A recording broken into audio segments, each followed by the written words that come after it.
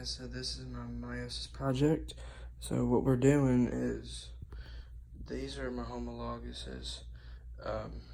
They are all the same kind of homologous, they're just different colors. So, first off, we have interphase. The nucleus and chromatin are evident in interphase, but for G1, the cell increases in mass for preparation of cell division. So that means the homologuses will increase. And then for S phase, the cell synthesizes. It's actually when DNA is synthesized. And then for G2, the cell synthesizes proteins and continues to increase in size. So these will still continue increasing. Metaphase, tetrads align. So tetrads align at the metaphase plate. And then the centromeres of homologous chromosomes are oriented toward the opposite cell poles.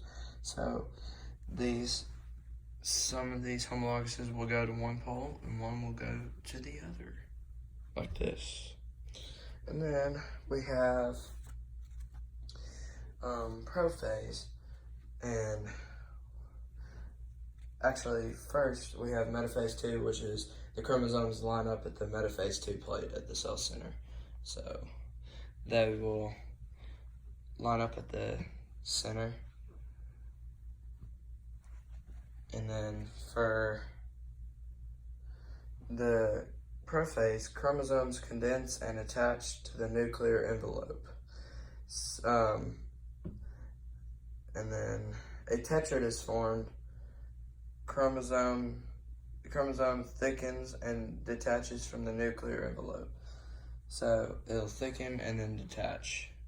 So it'll thicken and detach from the nuclear envelope. So for telophase, the spindle fibers continue to move homologous chromosomes to the poles. Once the movement is complete, each pole has a haploid number of chromosomes. So that means one pole will have half of the chromosomes and the other pole will have the other half. Like this. Like that. And then for anaphase,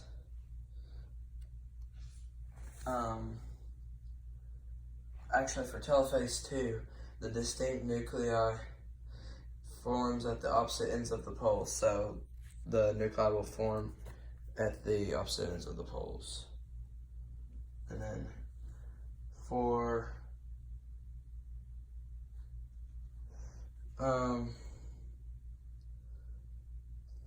anaphase, chromosomes move to the opposite cell poles, which they are already moved.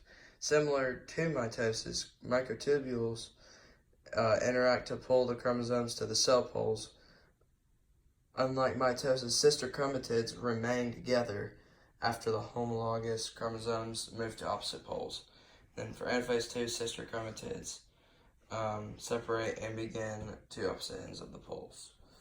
And then for cytokinesis, the nuclear envelope reforms around each chromosome set. So the nuclear envelope will form around each of these homologuses. And then there was a process called crossing over, which is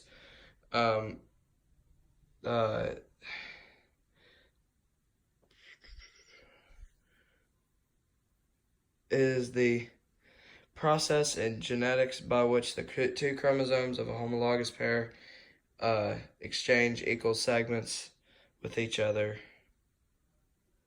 And crossing over occurs in the first division of meiosis. And here are the pictures of meiosis. And that is my project.